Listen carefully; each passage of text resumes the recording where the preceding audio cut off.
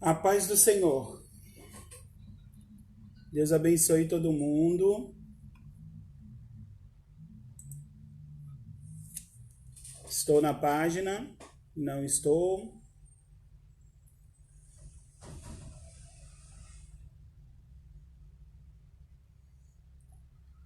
A paz do Senhor a todos. A paz. Quem é? O Tonho? É, o Tonho. Compartilha aí, ó. Agora tem 5 pessoas. Gente, agora eu tô na página da igreja, não tô? Oi, tia Betinha, a paz. Vamos começar que a gente perdeu tempo com isso. Às vezes a internet não ajuda, mas Deus está no controle. A paz, Karina. Deus abençoe. Vamos orar para dar início. Enquanto as pessoas vão entrando aí, a gente vai orando, tá? Compartilhe o link, vai chamando aí os irmãos que ainda não acessaram. Deixa eu colocar essa câmera um pouco para trás. Aí tá melhor agora. Vamos orar. Curva aí a sua cabeça, pega a sua Bíblia, já deixa aí. Quem tá com a revista aí, que eu mandei o link, glória a Deus, pela página da igreja agora. Quem tá com a revista aí, que eu mandei o link lá, a lição eu mandei ontem no grupo da igreja, acompanha pela lição, acompanha pela sua Bíblia, tá? Glória a Deus. Oi, Tonho, Joana Pires. Não apareceu a foto para mim, apareceu só o nome, tá? Deus abençoe a todos. Vamos orar. Senhor Deus e Pai, Salvador querido, em nome de Jesus. Senhor, nós te agradecemos por mais este dia, nós te agradecemos porque até aqui o Senhor nos guardou e nos sustentou. Pai querido Ebenezer, até aqui o Senhor nos ajudou, Pai. Senhor, em nome de Jesus, Senhor, eu te peço que o Senhor continue nos guardando, nos protegendo, nos ajudando, Senhor. E ainda que calamidades venham sobre as nossas vidas, enfermidades venham sobre as nossas vidas, Pai, que nós possamos continuar com a viva esperança, Senhor, que todas as coisas cooperam para o nosso bem, Pai, porque nós te amamos, Senhor. E nós sabemos que o Senhor nos ama, Senhor, muito mais do que nós podemos te amar, que o seu amor é incompreensível para nós, Senhor, porque ele é incondicional, ele independe da nossa condição, ele depende da nossa vida, ele independe do que nós somos. Nós sabemos que o Senhor nos ama e nos resgatou e continua nos separando e nos vivificando em Cristo. Senhor, em nome de Jesus, que o Senhor possa alcançar nesse momento todos aqueles que estão enfermos, todos aqueles que estão doentes, Pai, todos aqueles que foram acometidos por algum tipo de doença, todos aqueles que estão sofrendo, Senhor, algum tipo de deserto, Senhor, algum tipo de provação, que o Senhor possa alcançá-los agora e trazer o refrigério necessário, Pai. Porque a tua palavra diz que no mundo nós teremos aflições, mas precisamos ter bom ânimo, porque o Senhor venceu o mundo e porque o Senhor venceu, nós venceremos contigo, Pai. Em nome de Jesus eu te agradeço por essa palavra, em nome de Jesus eu te agradeço pelo teu amor, eu te agradeço por tudo que o Senhor tem feito, por tudo que o Senhor ainda há de fazer, Pai. Senhor, em nome de Jesus, abençoa grandemente, Senhor, todos aqueles, Senhor, que estão ouvindo essa mensagem. Abençoa, Senhor, aqueles que não conseguiram acordar, Pai. Senhor, em nome de Jesus, que eles possam ser edificados depois, que eles possam ver isso depois, que eles possam ouvir do teu amor de alguma maneira, Pai. Senhor, em nome de Jesus, que eles possam ser alcançados, que o teu Espírito vá de encontro à vida deles, Pai, e que toque, Senhor, em nome de Jesus. Senhor, abençoa, Senhor, grandemente a vida dos meus pastores, Pai. Senhor, vai de encontro à vida da pastora Kelsey, Senhor, restitui, Senhor, a sua saúde. Senhor, restitui a saúde de todos os meus irmãos que se encontram enfermos, Pai. Em nome de Jesus, Senhor. É o que eu te peço, Senhor, na certeza que o Senhor fará infinitamente mais, Pai. Porque o Senhor é aquele que nos guarda, aquele que nos protege,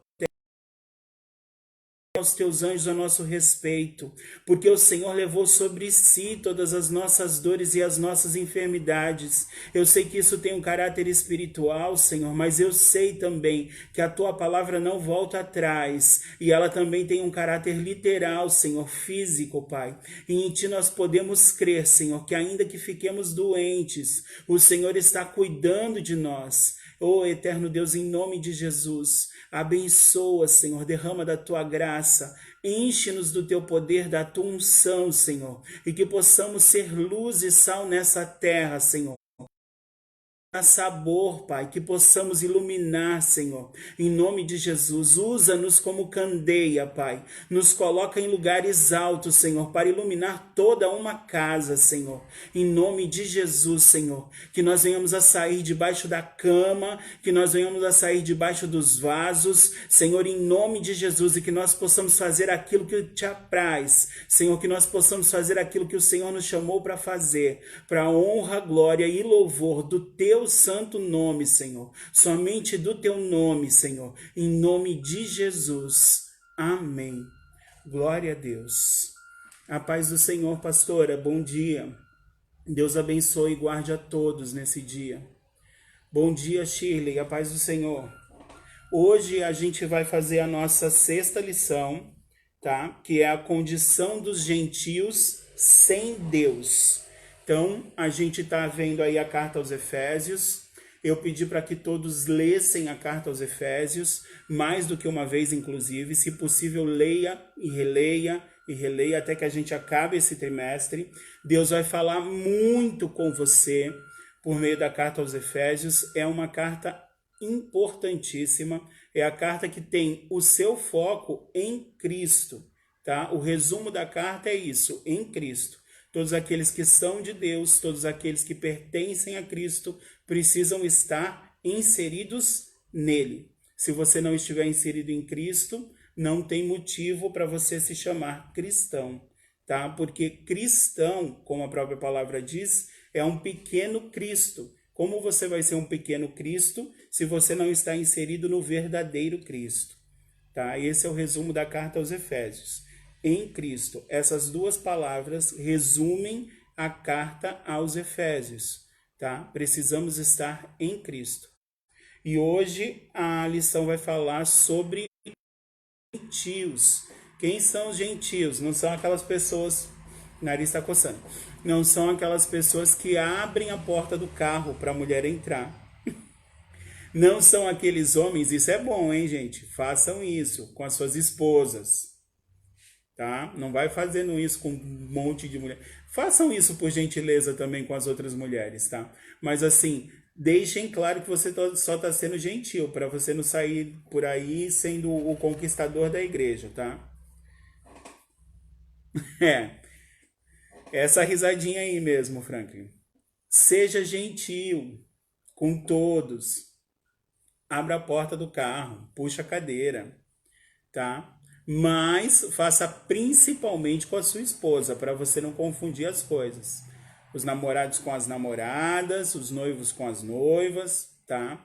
Cuidado para não confundir as coisas aí, tá bom? Mas o gentil que a gente está falando não é esse gentil que abre a porta do carro. Bom dia, Orlando, a paz, Deus abençoe. Bom dia, José, a paz. O gentil que a gente está falando é o gentil que não é judeu, aquele que não era judeu. Nossa, isso é hora de ligar. Adivinha quem era, gente? Eu não aguento mais atender eles. É o Ministério da Saúde, porque entrou lá na estatística que eu fiquei com Covid-19.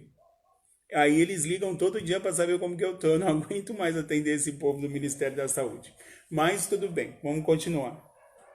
Mas que bom que eles têm uma preocupação, né? O trabalho está sendo feito.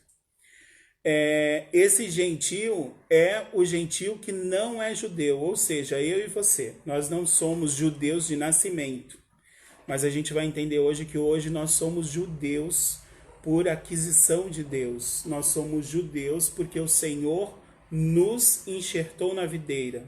Amém? Então vamos lá. Quem está com a Bíblia aí, Efésios 2, 11... Quem está com a lição, a página 39 aí, o comecinho, o nosso texto áureo diz o seguinte: portanto, lembrai-vos de que vós, noutro tempo, éreis gentios na carne, e chamados incircuncisão, pelos que na carne se chamam circuncisão, feita pela mão dos homens. Amém? É o Mefi. É o Mefi com o Face do Tonho, é isso que eu entendi? Ou é o Mefi que está me ligando? Verdade prática. Outrora, sem Deus, por meio de Cristo, os gentios tornaram-se descendência de Abraão e herdeiros das promessas. Todos aqueles que são descendentes de Abraão são judeus. Então, olha só, não estou judaizando a igreja, tá, gente? Isso tem que ficar bem claro, porque assim, volta e meia alguém fala mal disso. Volta e meia alguém fala que a gente quer judaizar a igreja, porque a gente faz festa do tabernáculo, porque as pessoas não entenderam ainda. Na verdade, as pessoas elas se acham muito santas e não entenderam ainda. A palavra é bem clara. Outrora nós éramos incircuncisos na carne. E éramos chamados de incircuncisos pelos que eram circuncisos na carne. Aqueles que tinham uma aliança com Deus na carne. E nós não tínhamos essa aliança com Deus na carne. A Bíblia é bem clara. Efésios 2:1. Portanto, lembrai-vos que vós, noutro tempo, ereis gentios na carne e chamados de incircuncisão, pelos que na carne se chamam circuncisão, feita pela mão do homem e não pela mão de Deus. Mas nós passamos a ser chamados circuncisão feita pela mão de Deus. Nós fomos inseridos na videira. Então hoje nós não somos mais qualquer povo. Nós somos o povo de Deus. Nós temos direitos à promessa de Abraão. Ou seja, nós somos descendência de Abraão também. Nós recebemos o direito de sermos descendentes de Abraão.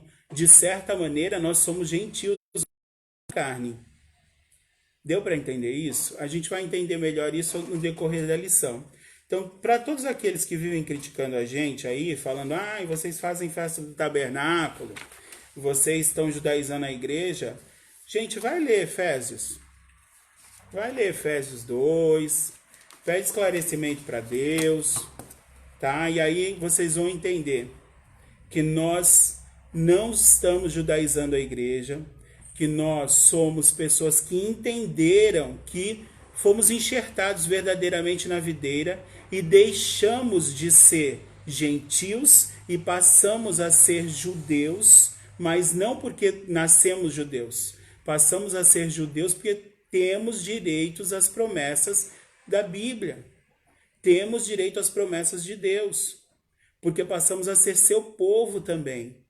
Não porque éramos na carne, mas porque somos em Deus, feitos por Deus, enxertados na videira. Amém? Nascidos no Espírito, da água e do Espírito.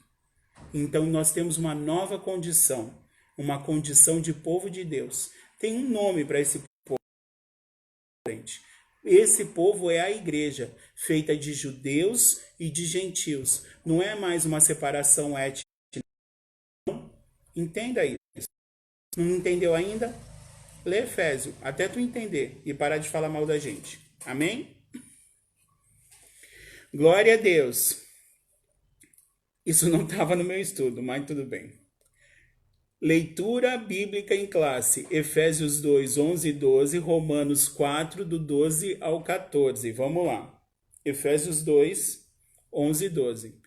Portanto, lembrai-vos de que vós, noutro tempo, éreis gentios na carne e chamados incircuncisão, pelos que na carne se chamam circuncisão, feita pela mão dos homens.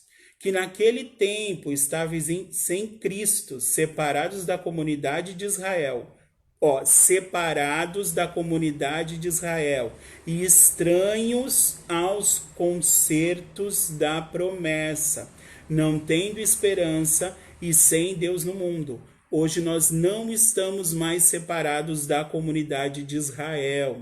Nós nascemos de novo, nós fomos inseridos nessa comunidade. E essa comunidade mudou de nome, não é mais a comunidade de Israel. Deus juntou a comunidade de Israel com a comunidade dos gentios e criou um novo povo. Ele derrubou o muro da separação. E ele criou um povo que se chama Igreja de Cristo. Amém? Romanos 4, 12 ao 14. E fosse pai da circuncisão daqueles que não somente são da circuncisão, mas que também andam nas pisadas daquela fé que teve nosso pai Abraão, que tivera na incircuncisão. Então, assim, nós não andávamos na circuncisão porque nós não éramos filhos da circuncisão, mas porque nós andamos na mesma fé, hoje nós estamos inseridos nisso. Porquanto a promessa de que havia de ser herdeiro do mundo não foi feita pela lei a Abraão, ou a sua posteridade, mas pela justiça da fé. Nós fomos feitos filhos e herdeiros de Abraão pela justiça da nossa fé. A nossa fé em quem? A nossa fé em Cristo. A nossa fé nas promessas de Deus. Pois se os que são da lei são herdeiros, logo a fé é vã e a promessa é aniquilada, tá? Então, assim, se precisasse da lei para ser herdeiro, a nossa fé seria vã. E a promessa seria aniquilada. Não teria sentido a promessa. Amém? Para concluir aqui a nossa introdução dessa lição, na presente lição, veremos que o autor de Efésios lembra aos gentios de que antes da regeneração eles eram incircuncisos, 5 formas de privação. E essas 5 formas de privação estavam sem Cristo, estavam separados de Israel, estavam alienados da promessa, estavam sem esperança e estavam sem Deus no mundo. Então os gentios tinham essas 5 condições. Não tinham Cristo, não estavam com Israel, estavam separados dele, estavam completamente alienados, não sabiam nada da promessa, não tinham esperança e também não tinham Deus no mundo. Amém? Ponto central da nossa lição. Os gentios tornaram-se descendência de Abraão e herdeiros da promessa. Então, assim, quando alguém falar que você é só da nova aliança, que você não tem direito a nada do Antigo Testamento, fala, vai ler Efésios, irmão. Vai ler Efésios que tu vai entender que eu me tornei, por meio da minha regeneração, descendência de Abraão. E todas as promessas que estão sobre a casa de Abraão também estão sobre a minha casa. Amém? Primeiro tópico aí, chamados incircuncisos. Amém? Vamos lá. Hoje a gente vai ler algumas coisas, tá? Mais coisas do que a gente leu na semana passada na Bíblia. Então deixa a sua Bíblia aí do lado para você poder acompanhar. Jesus, a Bíblia está em inglês. Espera aí. Deixa eu trocar a versão. Não vai dar certo ler em inglês. Pode usar essa aqui, Almeida. Então vai abrindo aí. Deixa a tua Bíblia aberta em Gênesis 17. É o primeiro texto aí que a gente vai ler. Gênesis 17. Antes de ler, eu vou ler aqui, ó. Primeiro subtópico. O conceito de circuncisão. O que é essa circuncisão, tá? Circuncisão é a remoção cirúrgica do prepúcio do órgão sexual masculino. Era prescrito na lei como sinal externo. Isso tem que ficar bem claro. Era prescrito na lei como sinal externo. Era uma coisa externa, não era interna. Externo de quem pertencia ao povo da aliança com Deus, dos israelitas, tá? Dos hebreus, dos judeus. Então vamos ler lá isso em Gênesis 17, do 10 ao 12, que diz assim, ó: Esta é a minha aliança que guardareis entre mim e vós e a tua descendência. Todo macho entre vós será circuncidado. Circuncidareis a carne do vosso prepúcio. Será isso por sinal de aliança entre mim e vós. O que tem 8 dias será circuncidado entre vós. Todo macho nas vossas gerações, tanto o escravo nascido em casa, como comprado a qualquer estrangeiro, sua estirpe. Amém? Então, assim, todo homem que nascia na casa de Israel tinha que ser circuncidado ao 8º dia.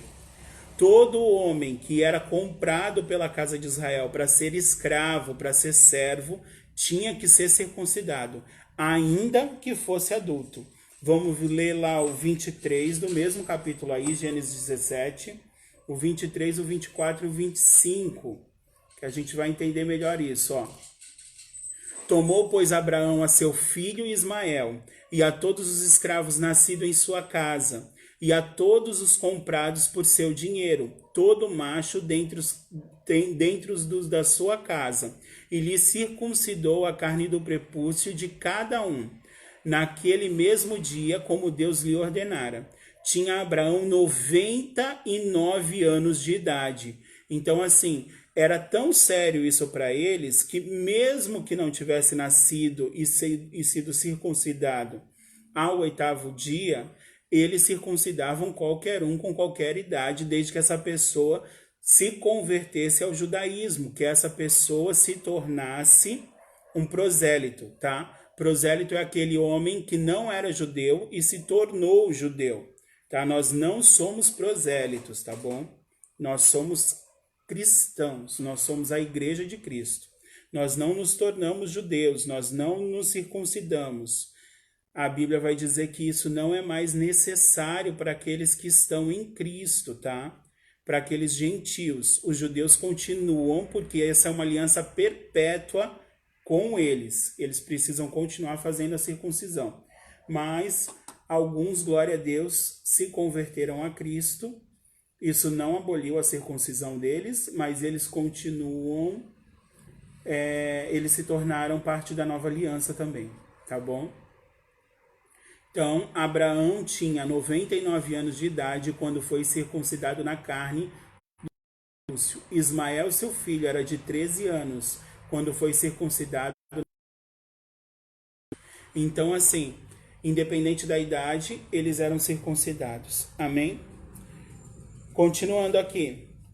Essa questão da circuncisão era tão importante para eles. Isso, só os machos, Franklins. Foi falado aqui, só os machos. Lá em Gênesis 17, no versículo 10. É uma cirurgia. Para quem não sabe, o prepúcio é uma pele que tem no órgão sexual masculino e essa pele é tirada. Essa situação era a aliança que Deus tinha feito com Abraão. Então, todos os descendentes de Abraão teriam esse prepúcio retirado. Tinha uma questão de higiene também, mas a marca era a marca do povo de Israel. Tá? Isso fazia com que as pessoas soubessem quem era israelita ou não. Tá? Aqueles que tinham aceitado a aliança de Abraão eram circuncidados. Se tinha alguém que era da casa de Abraão, ainda que não tivesse nascido na casa e fosse escravo comprado e não quisesse ser circuncidado, essa pessoa era colocada para fora, ele não podia mais ficar na casa de Abraão. Se ele ficasse, ele atrairia maldição para aquela família, tá? A gente vê isso acontecer com Moisés. Quando Moisés sai lá de Midian e vai resgatar o povo, ele vai junto com a sua família. Ele leva os filhos e ele leva a sua esposa Zípora. No meio do caminho, ele é acometido por uma enfermidade e os filhos também. E Deus revela para a esposa que os filhos eram incircuncisos, que os filhos não tinham sido circuncidados. E aí ela tem que afiar a pedra lá, porque era com uma pedra que fazia essa cirurgia. Ela retira o prepúcio dos filhos que já têm uma idade, um pouquinho, não tem 8 dias de vida, e joga esses prepúcios em cima de Moisés e a enfermidade passa na hora. Mas Deus ia acabar com o Salvador ali do povo, com o libertador. Salvador não, libertador. Deus ia acabar ali com o libertador do povo, porque ele não tinha cumprido a promessa de Abraão. Ele era judeu, ele tinha que ter cumprido a promessa que Abraão fez. Tá? Então até Zípora chama ele de sanguinário por causa dessa situação. E a Zípora e os filhos acabam ficando para trás, porque acabaram de fazer uma cirurgia e não podiam prosseguir a viagem.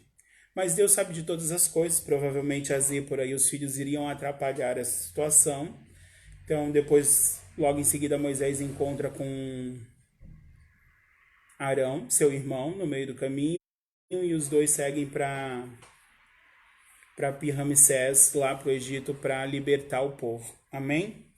Então, essa situação era muito importante para Deus.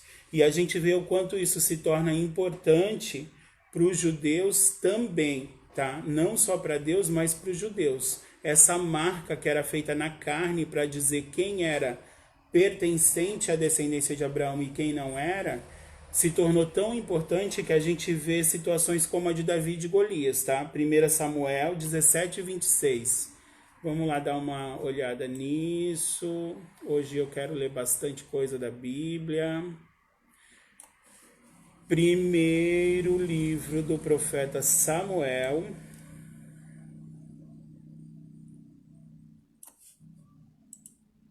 Dezessete, 26.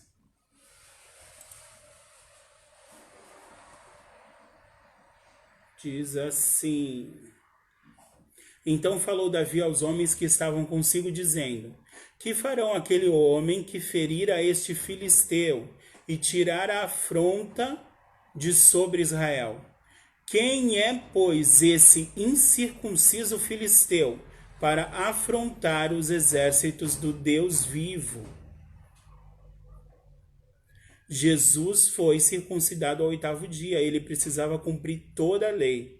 Ele fazia parte da aliança abraâmica. Ele era judeu, ele tinha que cumprir a lei, então ele foi circuncidado ao 8º dia. Quando ele é levado no templo para apresentar, e aí é feita a circuncisão, tem até o profeta que diz lá, esqueci o nome agora dele, que diz assim: agora eu já posso morrer, porque eu vi a salvação. Amém? Então assim, tinha gente que já tinha visão da salvação. Quando viu a Jesus, entendeu que tinha visto a salvação. Então agora ele já podia partir para o Senhor. Então assim, tem pessoas que acham que os judeus não têm salvação. Tem sim. Tem sim. Aqueles que morreram esperando o Messias, esses têm sem conhecer a Cristo. Infelizmente a gente sabe que perderam a salvação, né? Porque é necessário crer. João 3,16. Deus amou o mundo de tal maneira que deu seu Filho para que todo aquele que nele crê não pereça e tenha vida eterna. Amém? Então, continuando aqui, o nosso primeiro subtópico aí, o que é a circuncisão? A circuncisão é isso, é essa retirada do prepúcio, de uma parte do prepúcio masculino, tá? E aí, aqui lá no meio do nosso subtópico aí, o conceito de circuncisão, para encerrar essa parte da circuncisão, diz assim: quem não era circuncidado era tido como incircunciso e, portanto, excluído da aliança, tá? Então, você só tinha uma aliança com Deus na época dos judeus, na época dos hebreus, dos israelitas, antes da vinda de Cristo. Você só tinha uma aliança com Deus quando você era circunciso, quando você tinha o sinal da circuncisão. Se você não tinha esse sinal, você tinha a aliança, você era excluído da aliança. Amém? Vamos para o nosso segundo subtópico aí. O significado religioso da circuncisão. Momento ambulância. Depois que começou esse negócio da pandemia, é assim o tempo todo, porque a base do SAMU é aqui pertinho de casa. Amém? Bom, vamos lá. Seu significado religioso apontava para a santificação.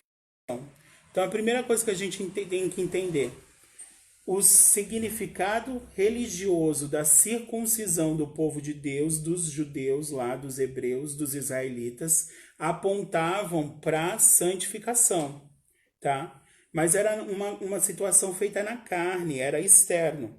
Eles retiravam aí essa pele do prepúcio, e isso significava uma santificação, porque santificação é você se separar a cada dia. Então eles estavam santos, eles eram separados, era um povo separado, tinha uma marca de separação. Por essa marca eles estavam separados dos outros. Então era uma espécie de apontamento porque estaria por vir a santificação. Como a gente sabe, tudo que está no Antigo Testamento é a sombra do que estava por vir, tá? Então, o que veio depois foi Jesus e ele fez uma circuncisão no coração do homem. Amém? Então, essa circuncisão externa era a marca da circuncisão que ainda seria feita no coração. Tudo bem? Até aí? Continuando. Como a corrupção e as práticas idólatras estavam fortemente relacionadas com a sexualidade depravada, a circuncisão simbolizava a aliança de purificação requerida ao povo escolhido, tá? Então, assim, nós precisávamos ser circuncidados também, mas no coração, tá? Porque o nosso coração era idólatra, o nosso coração praticava idolatria, o nosso coração praticava depravação sexual. Todas as situações gentílicas levavam a essa questão da idolatria, da prática da prostituição. Então Deus queria que fosse circuncidado esse coração, não somente a carne. Então, a santificação, ela é progressiva, como a gente vem falando aqui há muito tempo.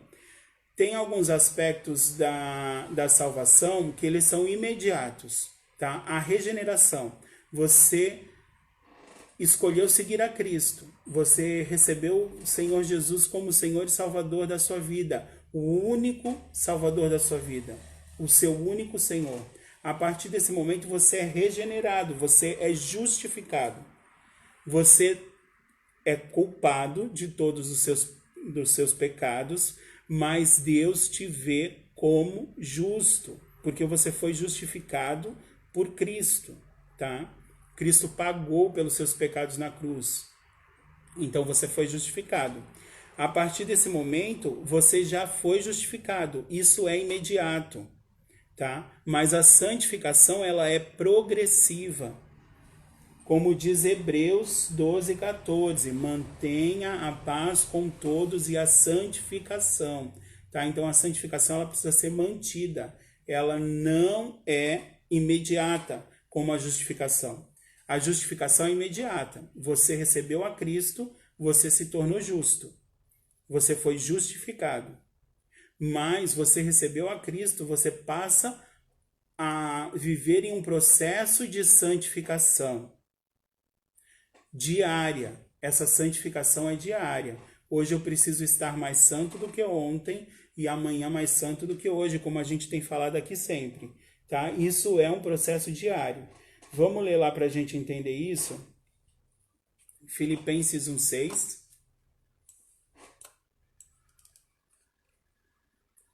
Filipenses 1, versículo 6.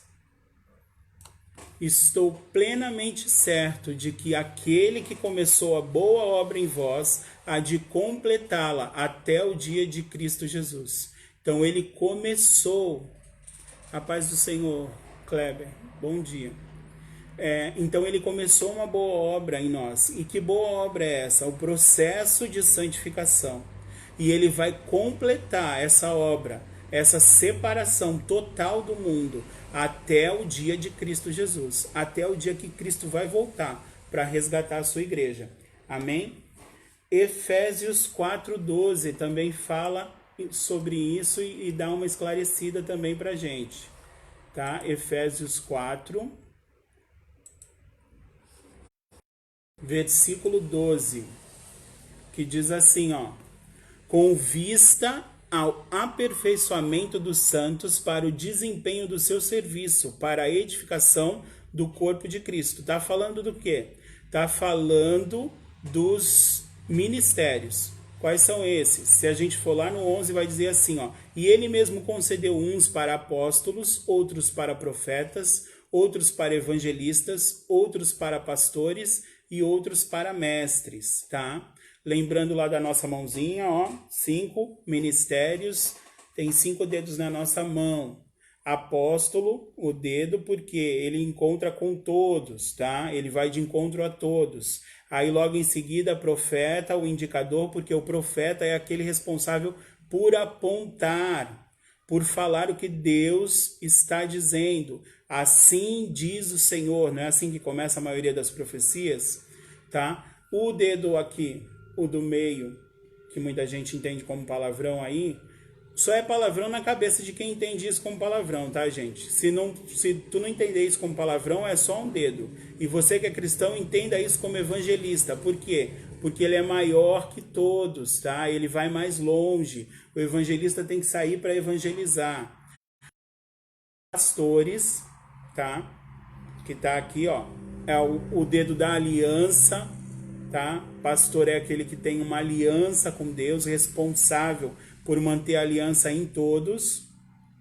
E mestre, o menor de todos. O menor de todos, aqueles que conhecem e buscam e ensinam a palavra de Deus, precisam ser o menor de todos para seguir o exemplo de Cristo, tá? Jesus era o rabi, Jesus era o mestre. Ele era aquele que deveria ser servido, porque ele era o conhecedor e ele era a própria palavra. Mas ele veio para servir, e esse é o papel do mestre. O mestre tem que ser o menor, ele tem que servir a todos. Amém? Então, se você conhece alguém aí que fala que é mestre, que é conhecedor das escrituras, mas tem uma soberba, um empáfia, um nariz que rasga o céu, e que está sempre falando, eu estou certo e você está errado, e que está sempre olhando para você com ares superiores, e que está sempre querendo tirar qualquer coisa que você falou e não te explica, não te ensina com humildade, esquece que esse não é mestre, tá? A gente tem que observar os frutos. Amém? Então, essa santificação que era externa, meu Deus, Tonho, meu Deus. Já vi tanta gente que demonstra tanto conhecimento, mas a humildade passou muito longe. Mestre para ouvir. Precisa parar para ouvir. Porque quando você ouve,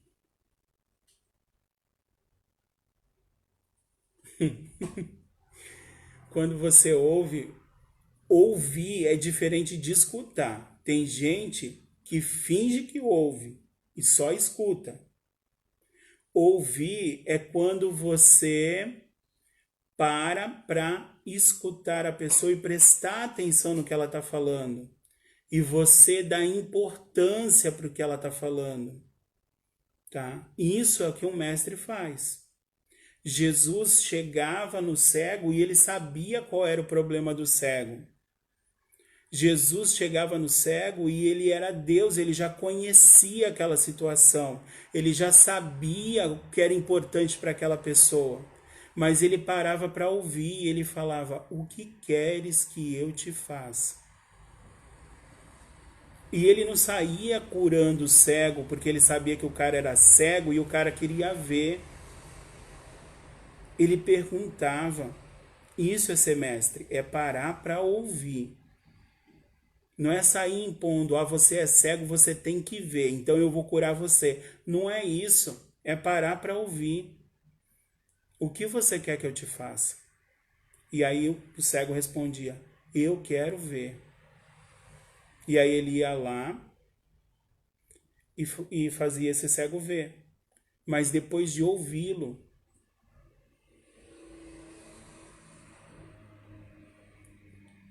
nossa, é forte isso, hein? Aquele que não senta para ouvir não pode se levantar para falar.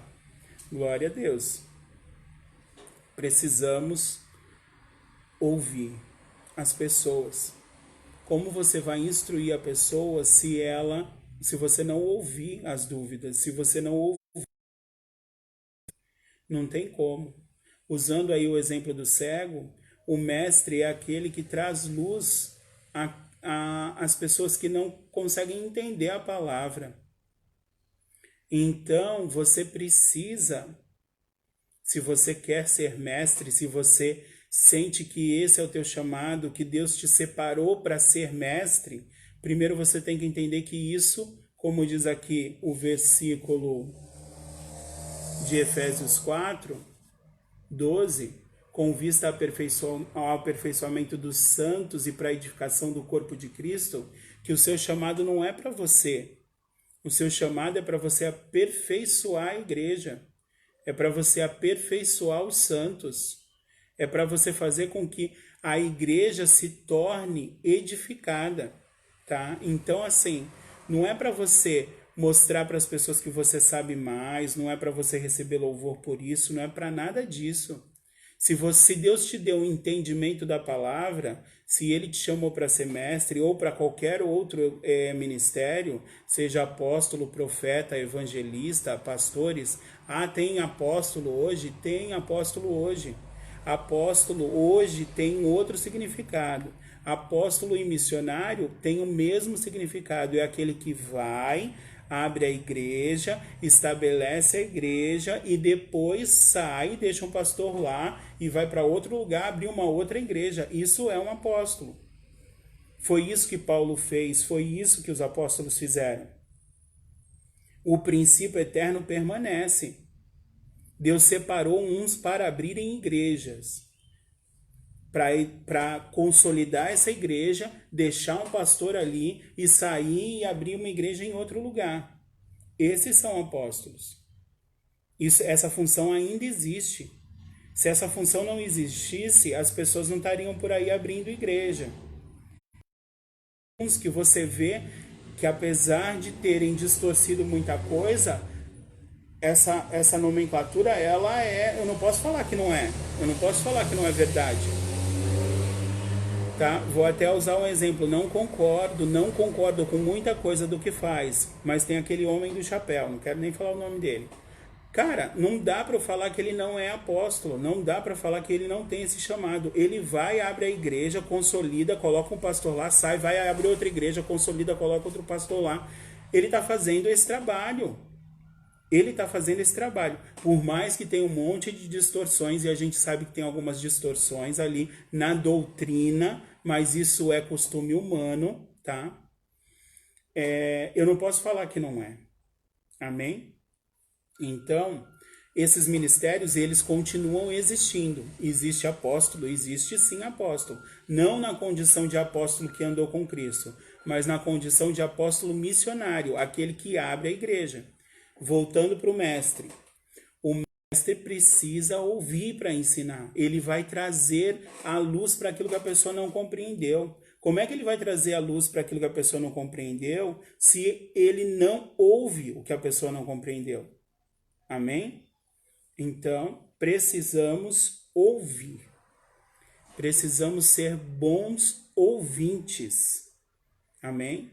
Estamos aqui não para nos vangloriar, estamos aqui para fazer Cristo conhecido. Amém? Independente do seu chamado. O evangelista tem que fazer Cristo conhecido, o profeta tem que fazer Cristo conhecido, o apóstolo tem que fazer Cristo conhecido, os pastores têm que fazer Cristo conhecido e os mestres têm que fazer Cristo conhecido. É essa a função, edificação da igreja de Cristo. Tá? É tudo sobre ele, não é nada sobre a gente. Amém? Continuando. Vamos lá para o nosso terceiro subtópico aí. Tiago 4:7. Tá, a gente estava falando do significado religioso, que tinha uma questão toda religiosa que os gentios não conheciam, porque os gentios tinham um coração totalmente voltado para a idolatria, para a corrupção, para a prostituição. Tiago 4:7 vai dizer: sujeitai-vos, pois, a Deus, resisti ao diabo, e ele fugirá de vós.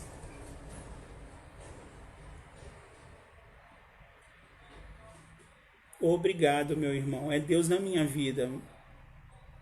É tudo para ele, é tudo dele, porque sem ele eu era horrível, eu era horrível.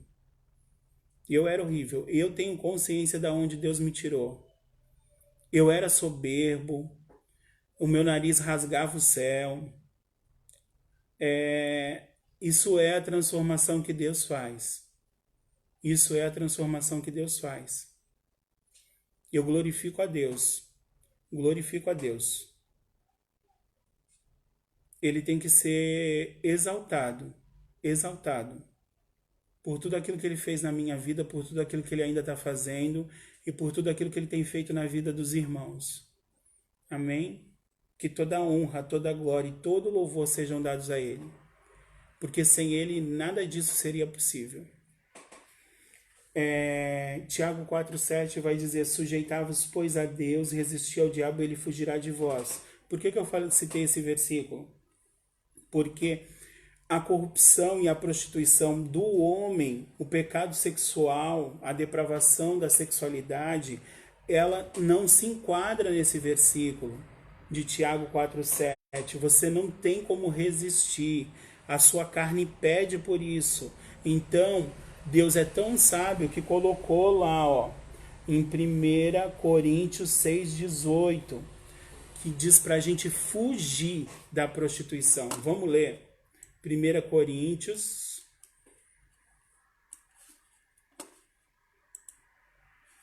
6:18. Fugir da impureza. Qualquer outro pecado que uma pessoa cometer é fora do corpo, mas aquele que pratica a imoralidade peca contra o próprio corpo. Amém? Então, assim, enquanto Tiago 4:7 diz que todos os outros pecados vão ser apresentados a Satanás e você resiste a ele e ele vai fugir de você e você vai estar livre desse pecado, porque você não vai cair nele, o pecado da impureza, da imoralidade sexual, todos os pecados que são práticas de prostituição, você não pode tentar resistir, você tem que fugir. Você tem que usar o exemplo de José lá. A mulher veio, queria agarrá-lo e ele pegou e fugiu. Deu toda aquela confusão, tinha um propósito de Deus para ele ficar preso, encontrar aqueles homens, revelar os sonhos e tal. Bom, enfim, e a gente conhece a história toda. E 20 anos depois tem um José sentado no trono do Egito, governando o Egito. Amém? Mas tinha todo esse propósito de Deus. Agora sim, nós precisamos fazer como José, fugir do pecado sexual, fugir dos pecados relacionados à prostituição. Não adianta você tentar resistir, você vai cair. Amém? Foge, chuta que é laço, como diz o pastor Saraiva. Tá? Mateus 26:41 vai dizer: vigiai e orai. Você tem que orar e vigiar. Precisa vigiar. Precisa estar vigilante e discernir. Isso é um pecado que é apresentado em Tiago 4:7. Resiste e ele vai fugir de você. isso é um pecado que a sua carne chama por ele, pecados de prostituição, todos os pecados de prostituição relacionados à área sexual. Foge, sai você daquela presença. Foge, foge. Tá? A Bíblia é bem clara quanto a isso. Amém? Vamos para o nosso terceiro subtópico aí, a circuncisão do coração. Quem está com a revista aí, ó, do meio para o final diz assim, ó, a boa nova que Paulo traz é a de que a verdadeira circuncisão não se tratava de uma operação externa na carne, realizada pelos homens, mas a que foi feita no interior, a que é do coração, cujo louvor não provém dos homens, mas de Deus. Assim, em Cristo, o sinal de quem pertence a Deus não é a circuncisão nem a incircuncisão, mas sim o ser uma nova criatura. Gálatas 6,15, tá? Também tem um outro versículo muito conhecido, que é 2 Coríntios 5,17. Aqueles que estão em Cristo, nova criatura é. As coisas velhas se passaram e eis que tudo se fez novo. Amém?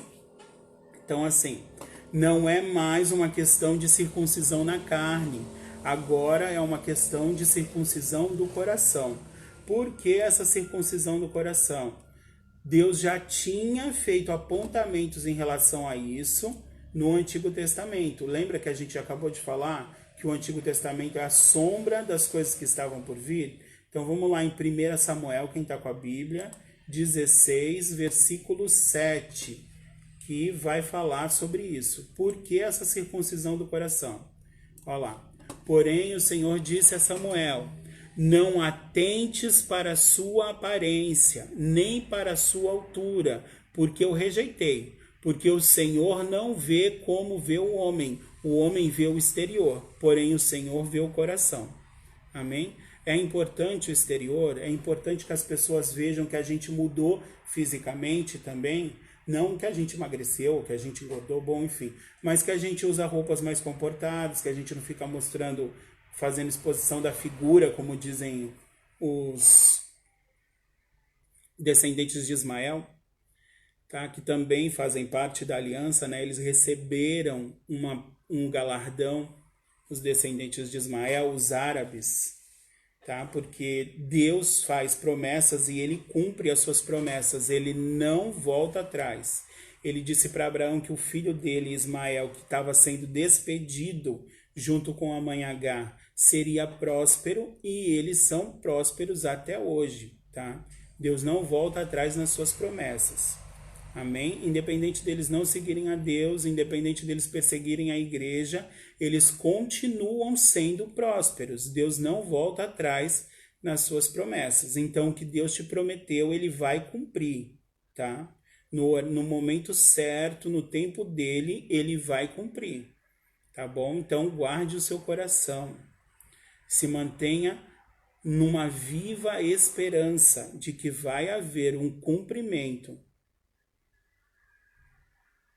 Exatamente, nós conhecemos o fruto.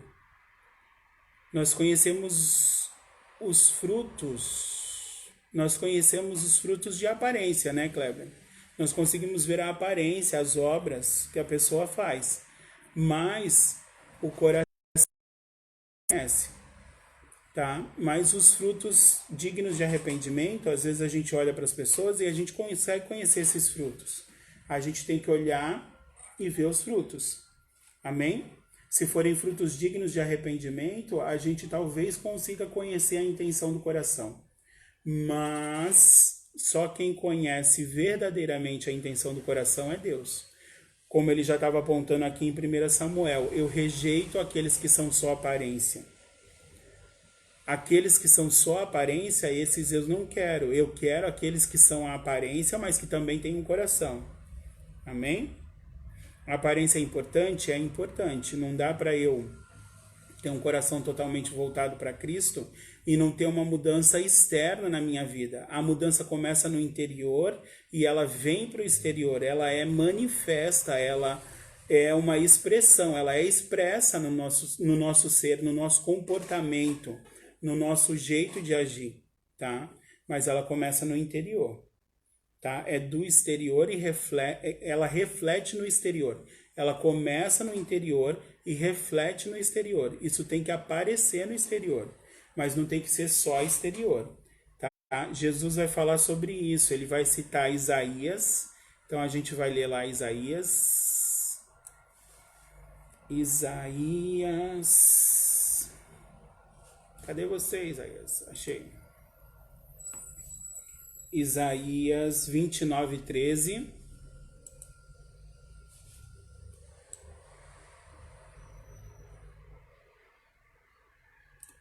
O Senhor disse: visto que este povo se aproxima de mim e com a sua boca e com os seus lábios me honram, mas o seu coração está longe de mim, e o seu temor para comigo consiste só em mandamentos de homens, que maquinalmente aprendeu. Então, assim, a cabeça aprendeu, tá? A máquina humana, o cérebro aprendeu esses mandamentos, mas o coração está longe. Eles fazem tudo só porque eles aprenderam assim, tá? E Jesus não quer isso, Deus não quer isso. E Jesus vai citar esse trecho de Isaías em Mateus 15:8. Quem lembra? Jesus fala isso. Este povo honra-me com os lábios, mas o seu coração está longe de mim, tá?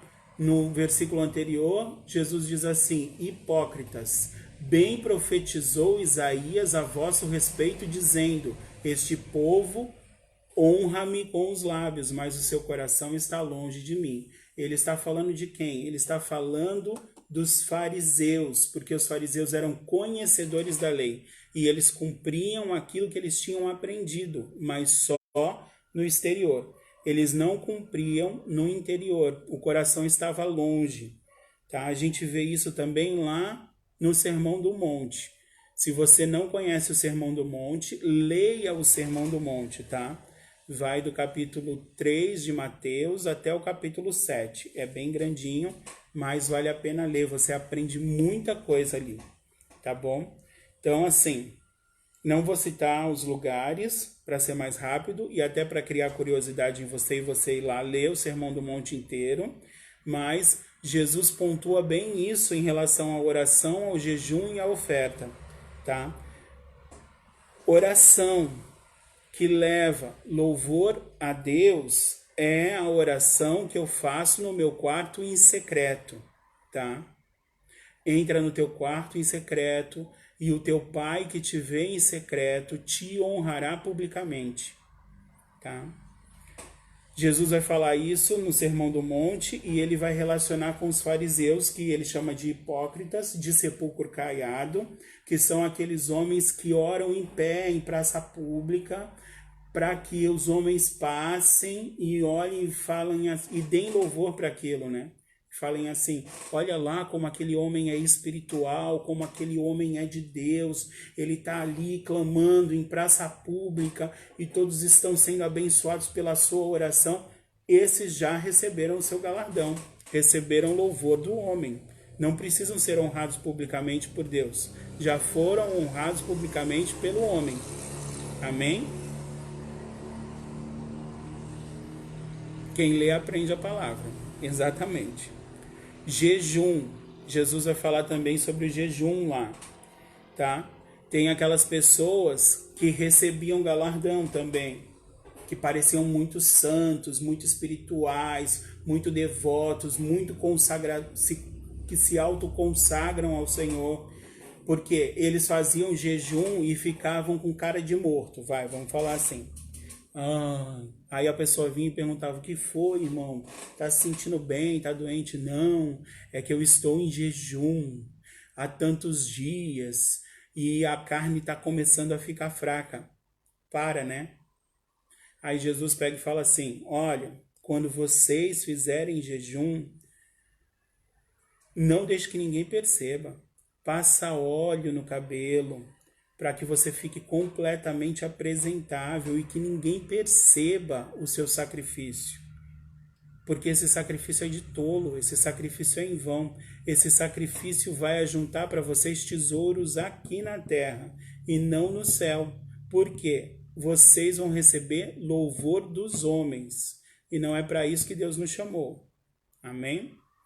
Nós não fomos chamados para receber louvor dos homens. Aqueles que recebem louvor dos homens já receberam o seu galardão, não vão ter nada lá no céu, hein? Toma cuidado aí. A outra questão que Jesus vai falar sobre esse receber louvor dos homens e não de Deus é a oferta dos ricos lá. Aquela passagem da ofertinha da viúva. Ele está sentado na frente do gasofilácio só observando o coração. Porque Jesus é Deus e ele observa o coração. E aí ele está lá sentado e ele vê aquela viúva colocar um pouquinho, mas o pouquinho era tudo que ela tinha, e ele vê as pessoas colocarem muito também. Só que esse muito era o que estava sobrando, tá? Então nem sempre a quantidade é o melhor. Nem sempre a quantidade é o que é digno de louvor de Deus, tá? As coisas no reino de Deus, elas não são como o homem vê. Amém? E aí Jesus vai falar assim, ó, quando você ofertar, quando você fizer alguma coisa, quando você estender a mão para alguém, que a sua mão direita não saiba o que a esquerda fez, ou que a sua mão esquerda não saiba o que a direita fez, tá? Então, assim, que a sua oferta seja a oferta que Cristo espera. Não seja do que sobra, não seja muito para aparecer, que você está dando muito, que seja o justo, que seja o que Deus propôs no teu coração, mas que seja para Deus ver, que seja para a glória dele e não para a nossa. Amém? Porque dele, por ele e para ele são todas as coisas, eternamente. Amém? Então, vamos continuar aqui, vamos para o nosso quarto subtópico aí do primeiro tópico, que é a circuncisão na nova aliança. Amém? Do meio para o fim, aí no texto da apostila, diz assim: a deliberação dos apóstolos sobre o assunto, sob a orientação do Espírito Santo, passou a enfatizar que na nova aliança a circuncisão somos nós, que servimos a Deus no Espírito e nos gloriamos em Jesus Cristo e não confiamos na carne. A circuncisão que era na carne passou a ser em nós, passou a ser no nosso coração, tá? A circuncisão que antes era no prepúcio do órgão masculino, e isso representava uma aliança com Deus para os judeus, passou na nova aliança a ser uma circuncisão no coração, tá? E aí essa circuncisão no coração o homem não vê, essa circuncisão no coração quem vê é Deus, essa circuncisão no coração muda quem nós somos, tá? Não fisicamente, não externamente, mas internamente. Amém? Vamos ler Atos 15, 28.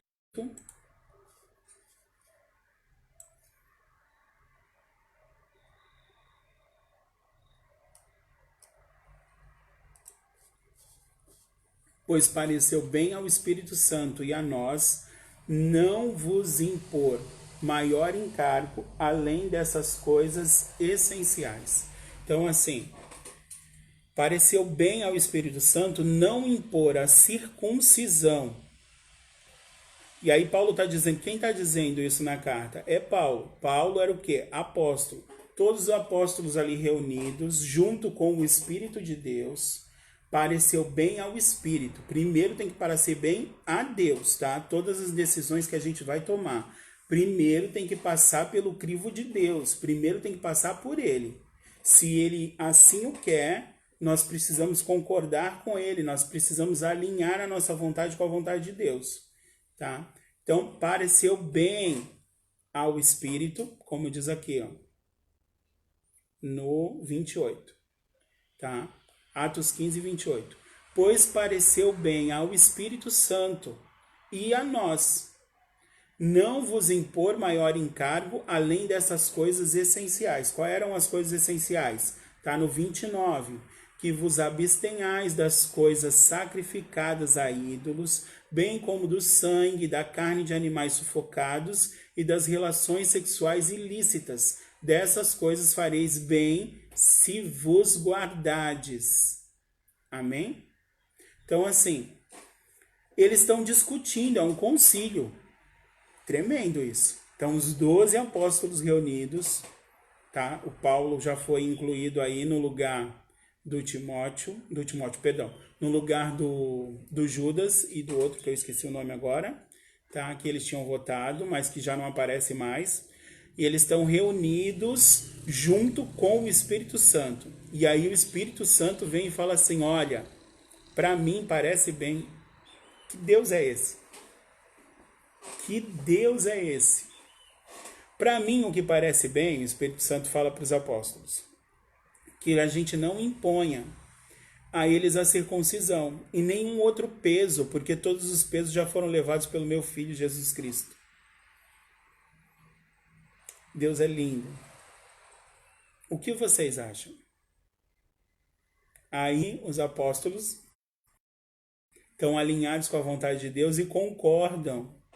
Claro que eles iam concordar, Deus é soberano. E aí Paulo vem e escreve. Lucas vem e escreve em Atos. Pareceu bem ao Espírito Santo e a nós não vos impor maior encargo além dessas coisas essenciais, que vos santifiquem, que se abstenham das coisas sacrificadas a ídolos, do sangue, da carne de animais sufocados e das relações sexuais ilícitas. Está dizendo, não precisa fazer circuncisão, não. Tá? Não precisa se tornar prosélito, não. Não precisa vir se converter ao judaísmo, não. Se converte somente a Cristo. Amém? Se santifique a cada dia. Sirva ao teu Senhor e siga-lhe. Amém? Romanos 2, 28. Para a gente encerrar esse tópico. Romanos 2, 28 e 29.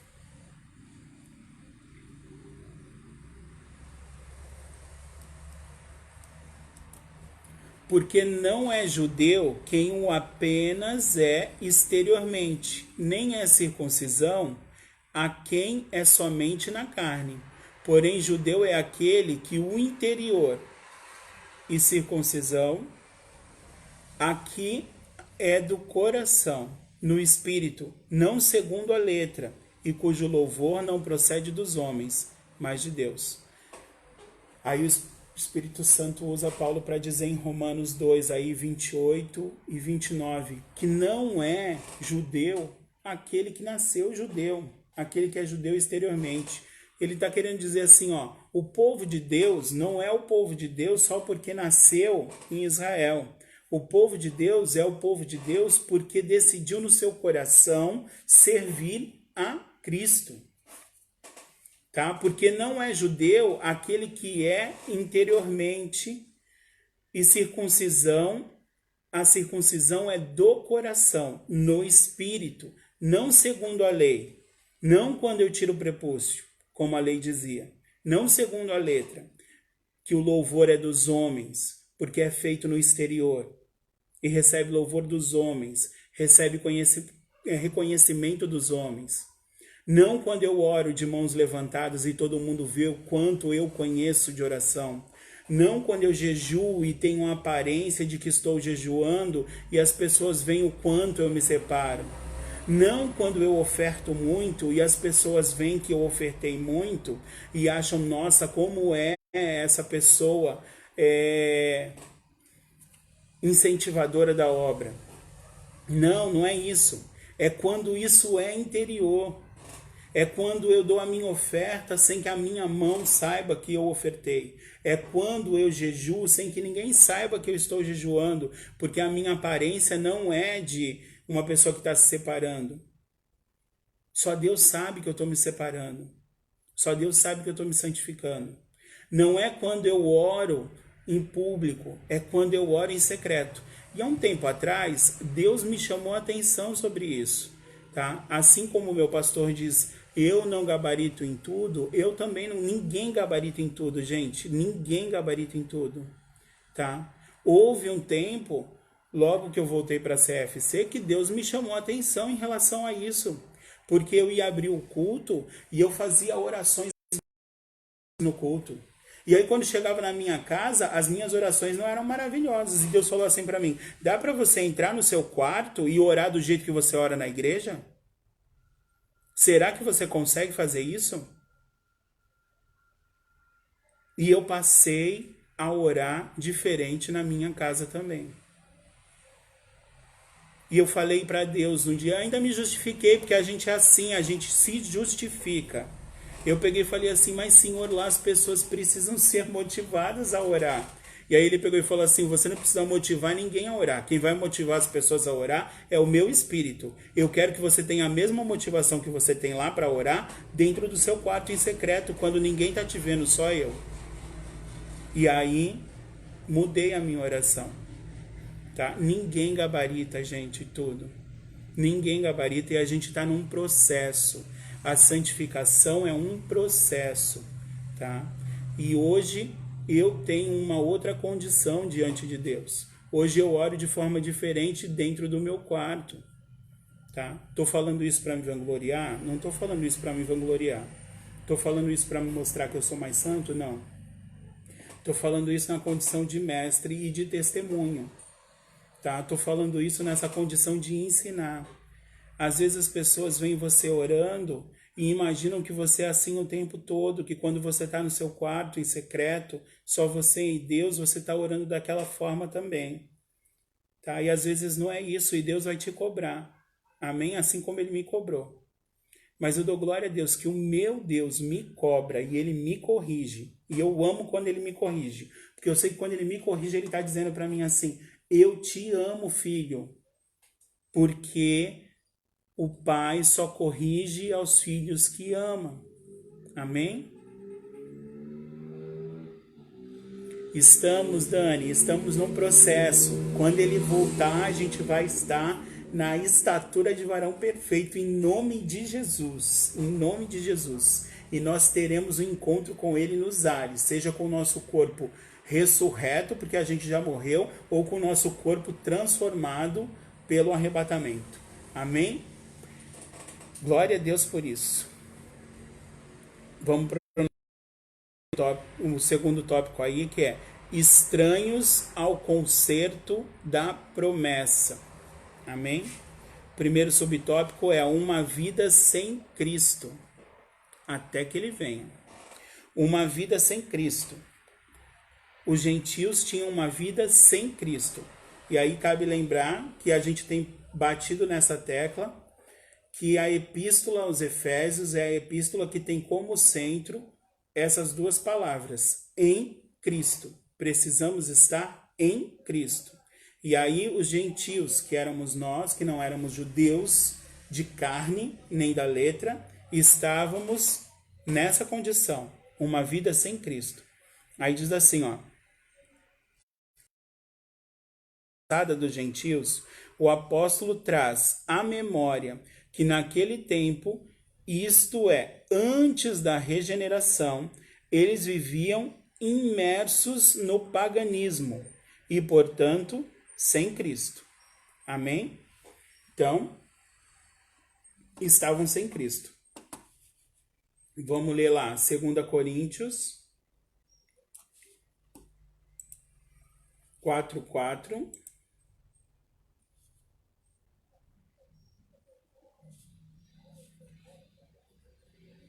Deixa aberto aí, a gente já vai ler.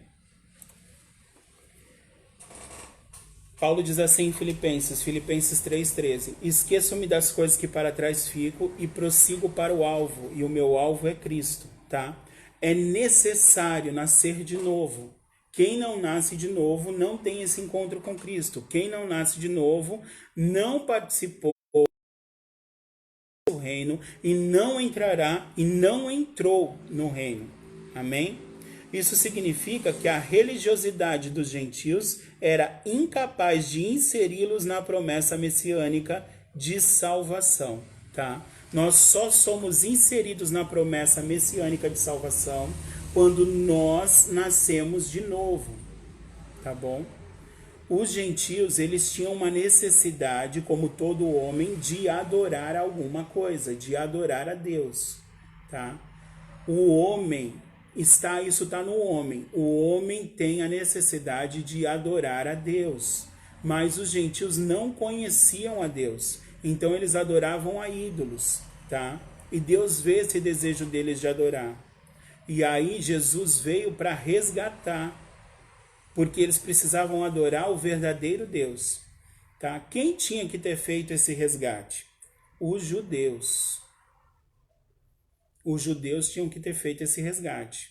Eles foram um povo eleito, o povo escolhido de Deus para manifestar a glória de Deus na terra. Quando eu manifesto a glória de Deus na terra, as pessoas querem saber quem é esse Deus e elas são resgatadas pelo Espírito de Deus, pelo Espírito Santo. Ele convence do pecado, da justiça e do juízo.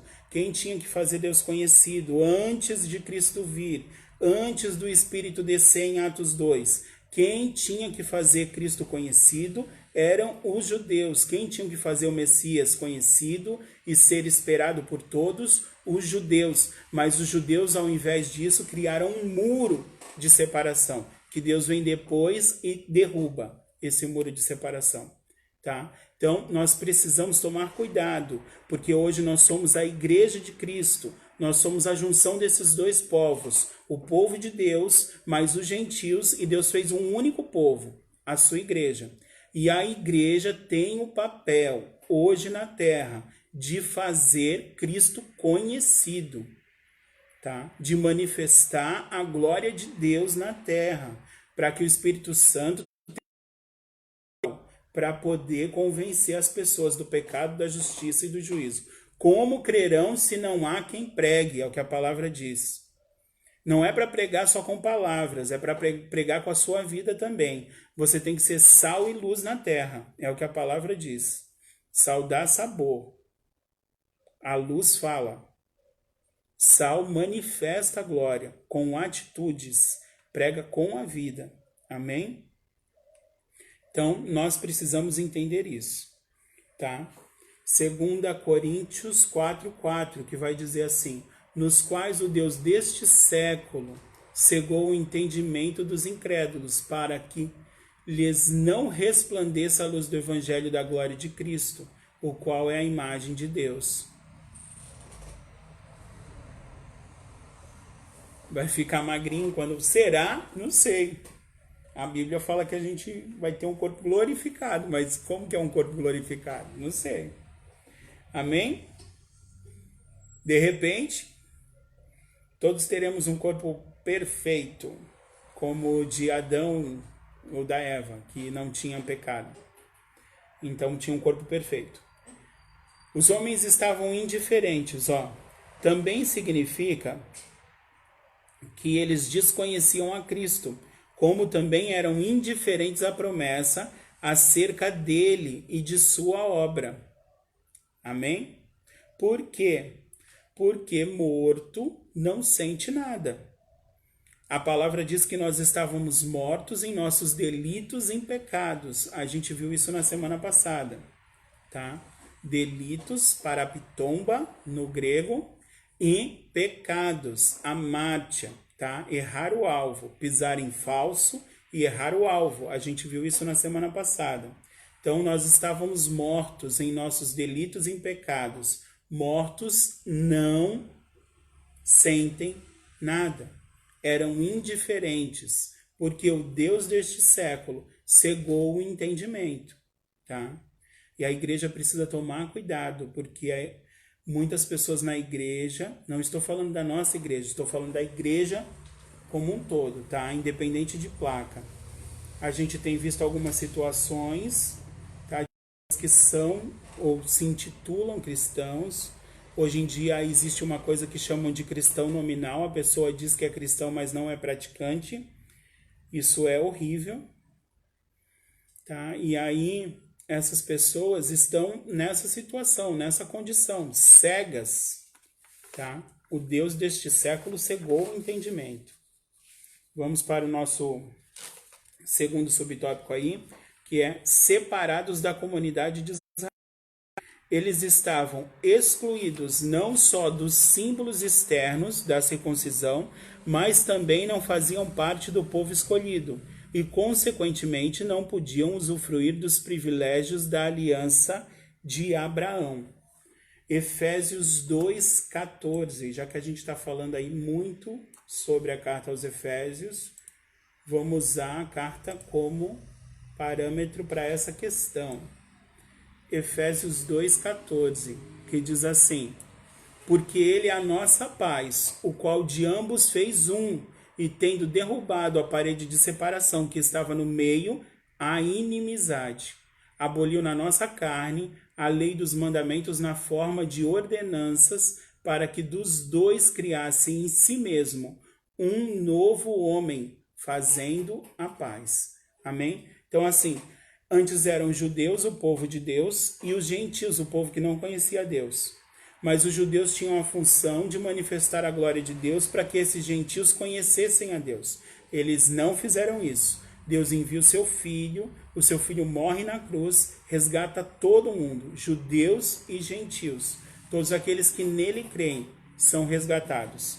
E aí desses dois povos, Deus faz um único povo, a igreja. Deus derruba esse muro de separação, tá? Que tinha entre judeus por causa da circuncisão e entre os gentios por causa da incircuncisão.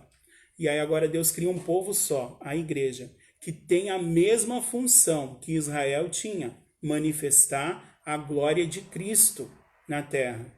Tá? Então, se você é a igreja, você tem essa função, manifestar a glória de Cristo na terra. Então, não faça separação, não crie muros de separação.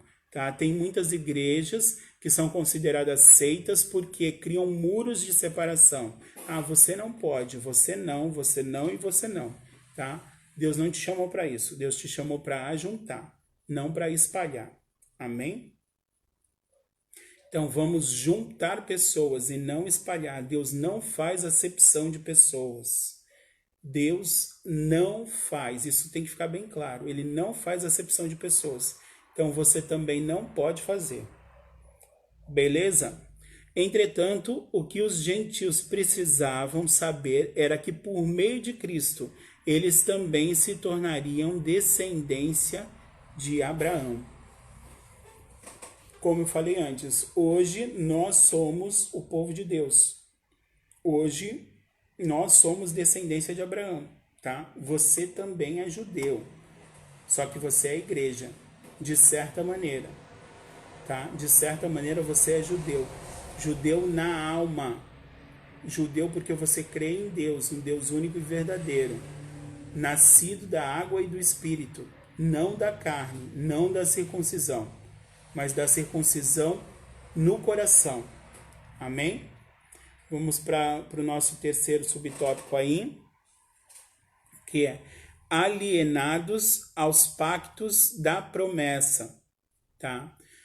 Os gentios estavam completamente fora, alienados dos pactos da promessa. Eles não conheciam os pactos. Quais eram esses pactos? Tinham alguns, ó.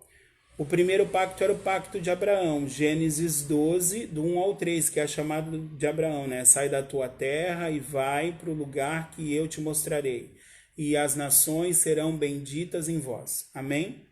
O pacto feito com Moisés, tá? O pacto da lei, Deuteronômio 28. O pacto davídico feito em 2 Samuel, capítulo 7. Tá? Esses pactos eram reiterações da promessa messiânica. Os gentios não tinham noção deles e, por conseguinte, estavam alienados de qualquer promessa ou esperança messiânica. Agora, uma vez regenerados em Cristo, quando conhecem a Jesus, é revelada a grandeza do amor divino de alienados da promessa. Por meio do sangue de Jesus, os gentios tornam-se herdeiros da maravilhosa promessa. Amém? Então vamos ver qual é esse quarto pacto aí. Tinha os 3 primeiros pactos, que era a aliança com Abraão, a aliança com Moisés e depois a aliança com Davi. Esses 3 pertenciam à lei, somente para os judeus, tá? E aí depois Deus vem e faz um pacto supremo, aquele que derrubou todos os outros, que substituiu todos os outros pactos e nos enxertou na videira. Então a gente vai lá em 1 Coríntios 11,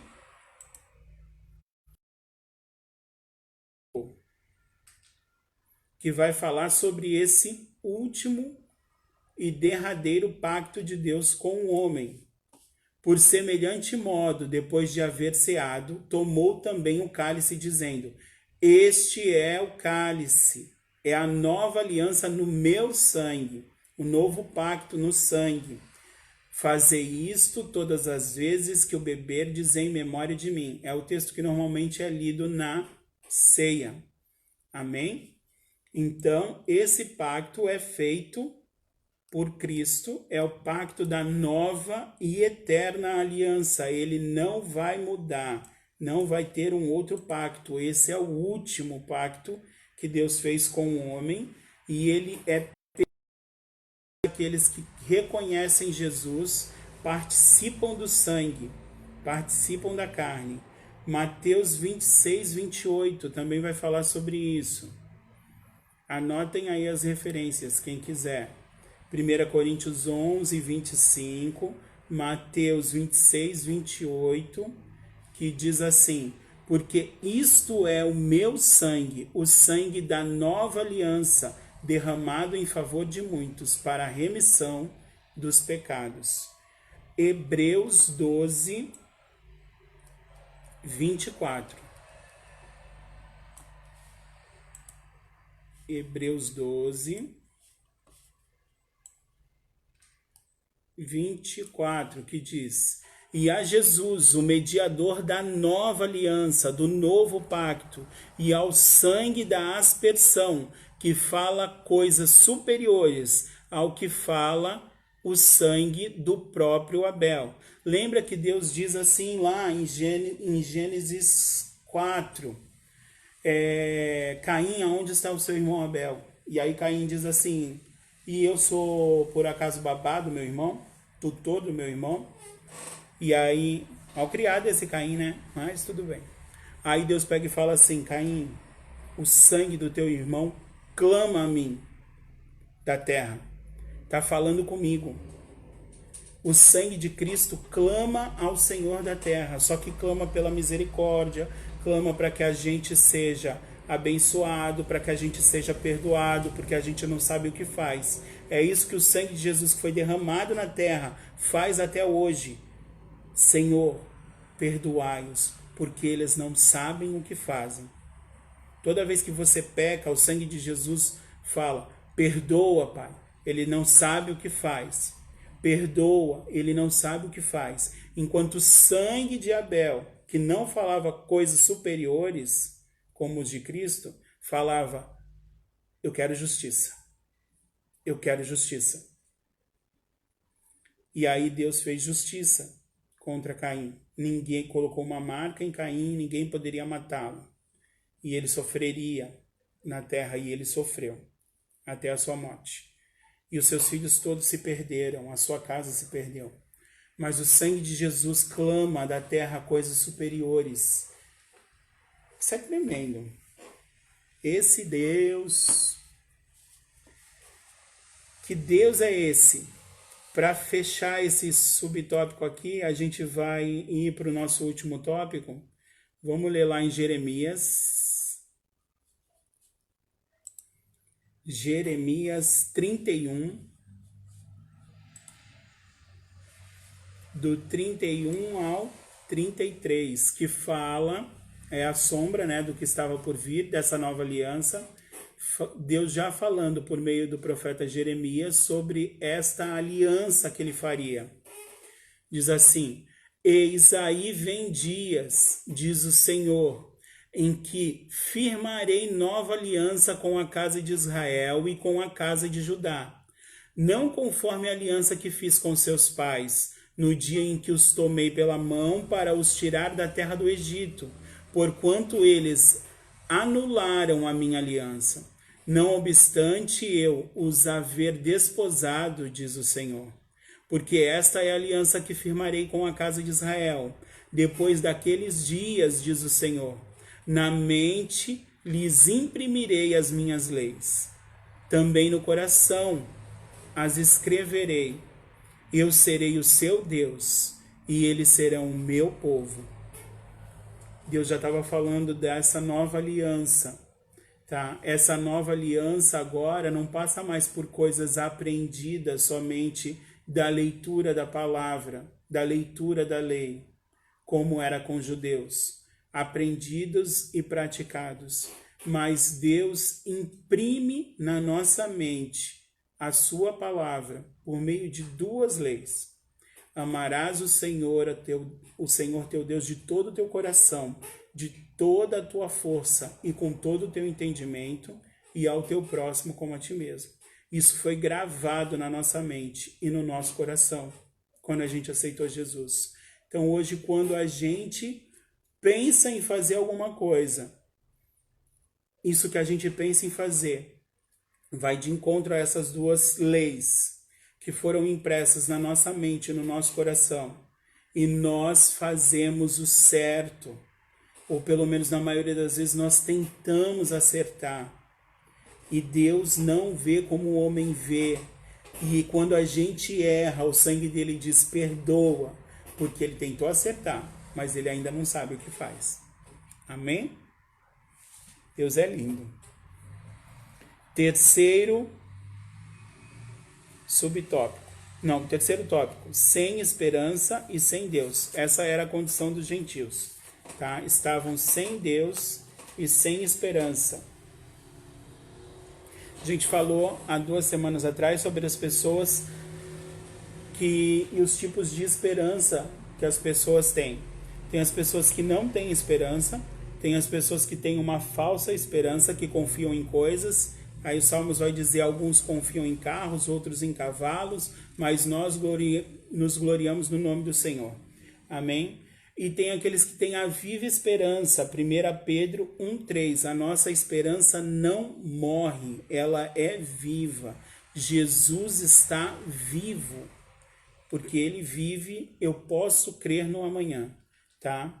Então, essas pessoas, elas não tinham esperança. Tá? Elas eram sem esperança, os gentios.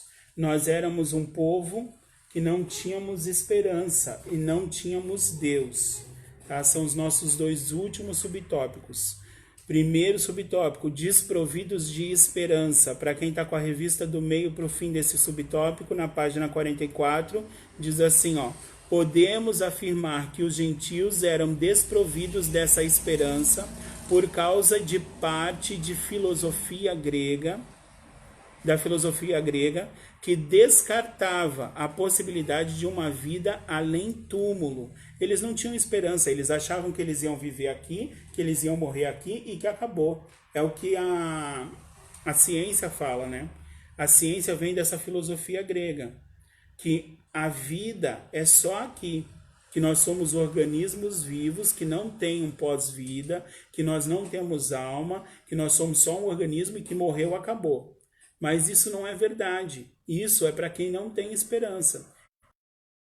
É como se fosse o único e eles queriam aproveitar ao máximo, por isso que tinha tanta prostituição e tanta coisa, porque eles achavam que isso era aproveitar a vida.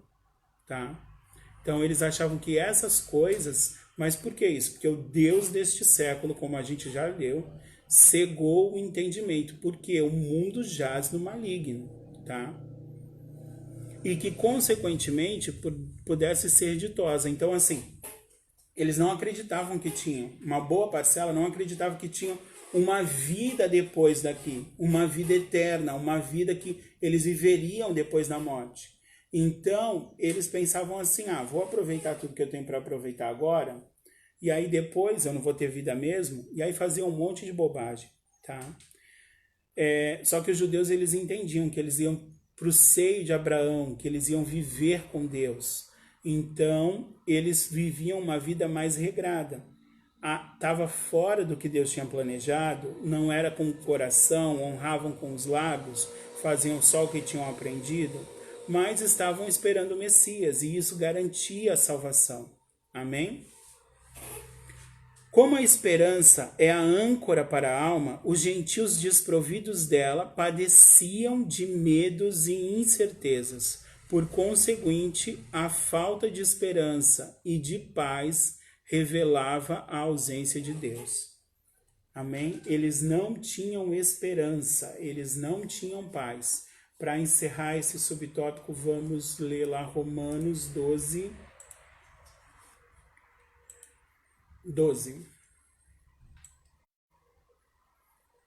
Que é a nossa condição hoje, né? Nós precisamos nos alegrar. Regozijai-vos na esperança, sede pacientes na tribulação, na oração, perseverantes. Amém? Precisamos nos alegrar na esperança, porque a nossa esperança, ela não é a última que morre. Ela vive para sempre. Ela ressuscitou. E um dia ela vai vir nos buscar. Amém? Quem é essa esperança? Cristo Jesus. Tá? Ele é a nossa esperança. Amém? E um dia ele vai vir nos buscar. Segundo subtópico, os gentios estavam sem Deus no mundo. A expressão sem Deus não significa que os gentios não serviam ou não acreditavam numa divindade.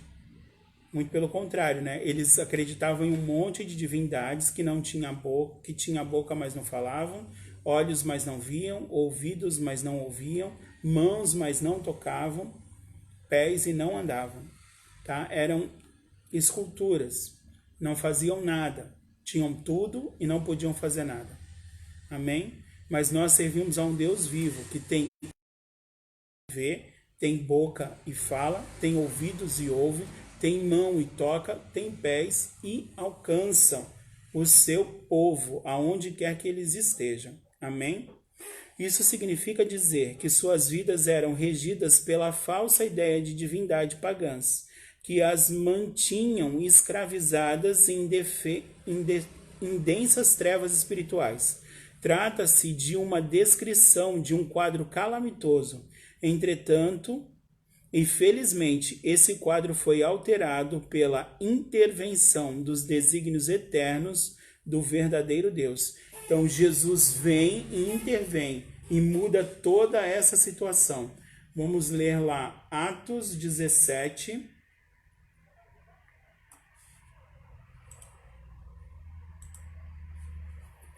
(17, 29 e 30). A gente está encerrando.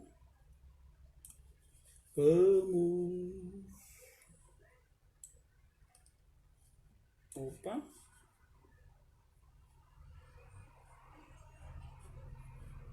Hein? Não apareceu aqui. Espera aí.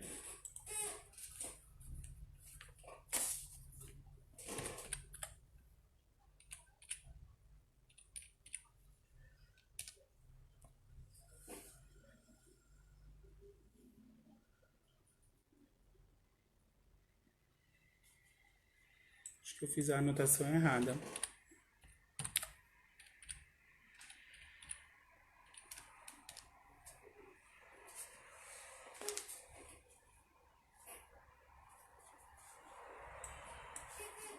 Jesus. Bom, vamos para outra. João 8, 32, que fala a mesma coisa. Depois eu vou descobrir o Atos e aí eu passo para todo mundo, tá? João 8, 32 e 36.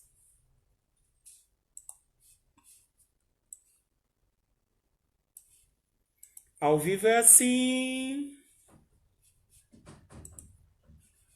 8, 32, que diz: E conhecereis a verdade. Nossa, esse versículo foi muito. E conhecereis a verdade, e a verdade vos libertará. E o 36 diz: se, pois, o Filho vos libertar, verdadeiramente sereis livres. Então, aquele povo que não tinha Deus e hoje o tem, teve esse encontro com Cristo, conheceu a verdade. Jesus é o caminho, a verdade e a vida. E ninguém vai ao Pai, ninguém vem ao Pai, como ele mesmo diz, dizendo para todo mundo: olha, eu sou o Filho, mas eu também sou o Pai. Ninguém vem ao Pai senão por mim. E conhecereis a verdade, e a verdade vos libertará. E se o Filho vos libertar, verdadeiramente sereis livres. Amém? Para concluir aqui a nossa lição, diz assim a conclusão, ó: no outro tempo éramos incircuncisos e estávamos excluídos da aliança com Deus. Separados de Cristo e de Israel, vivíamos alienados ao concerto da promessa, desesperançosos e longe de Deus. Um dia, porém, a magnitude do amor divino circuncidou os nossos corações, aproximou-nos de Cristo e de Israel, incluiu-nos na esperança da promessa e revelou a nós o único e verdadeiro Deus. Bendito seja o Santo Deus, o santo nome do Senhor, para todo sempre. Amém? Perdão aí pela referência em Atos, eu vou olhar aqui qual é a relação aí entre o João 8,32 e o João 8,36, que eu tinha buscado em Atos e eu acabei anotando errado, mas é assim, a gente vai errar, a gente vai acertar, tá? Porque nós somos homens e somos falhos e não sabemos tudo. Como diz o nosso pastor, nós não gabaritamos em tudo, tá bom? E eu trago depois, né? Atos aí 17, que eu marquei aqui 17, mas não é, tá? 29 e 30. Deus sabe de todas as coisas, amém?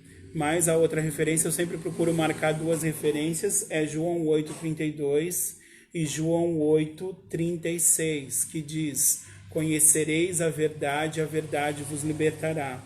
Se o Filho vos libertar, verdadeiramente sereis livres. Nós somos livres de todo o peso da lei, de todo o peso da carne. A lei servia para apontar os erros. Para aqueles que estão em Cristo, nenhuma condenação há. As coisas velhas se passaram e tudo se fez novo. Nós estamos em Cristo. Não se preocupe, tá? O diabo não pode mais te acusar. Eu sei que você falha, assim como eu falho. Eu sei que você peca, assim como eu peco. Mas o sangue de Cristo da terra clama coisas superiores ao sangue de Abel. E ele diz: Pai, perdoa, porque eles não sabem o que fazem. E nós precisamos reconhecer que erramos e nos arrepender verdadeiramente. E quando isso acontece, Jesus é o nosso advogado fiel e justo para nos perdoar. Como diz João: filhinhos, não digo que pequeis, mas se pecarem, entendam, vocês têm um advogado bom e fiel ao lado do Pai. Amém? Que a gente possa ter isso na nossa mente. Nós não somos perfeitos, mas nós somos santos. E não porque nós somos perfeitos, mas porque nós fomos separados e selados. E nós vamos ser aperfeiçoados até o dia de Cristo, até que Ele venha. Amém? Que você possa ser aperfeiçoado, que você possa... Fico feliz em ver você ouvindo. Glória a Deus. Denise, seja bem-vinda. Seja bem-vinda, tá? Seja bem-vinda a essa grande família, que é a família em Cristo. E todas as vezes que você quiser ouvir, você é nossa convidada. Amém? E é bem-vinda. A paz do Senhor, Marcos. Deus abençoe a sua vida, meu irmão. A gente está chegando aqui ao fim da EBD, eu vou dar os recados e a gente vai orar, tá bom? Que nós possamos ter isso em mente, que nós éramos incircuncisos, mas nós somos circuncidados no nosso coração. Nós não éramos parte do povo de Deus, mas ele nos enxertou na videira e hoje nós temos as mesmas promessas de Abraão sobre a nossa vida. Nós somos judeus de espírito, nós somos israelitas nascidos da água. Isso não é judaizar a igreja. Todos aqueles que acham que isso é judaizar a igreja, leiam a carta aos Efésios, que vocês vão entender que outrora nós éramos incircuncisos na carne e no coração.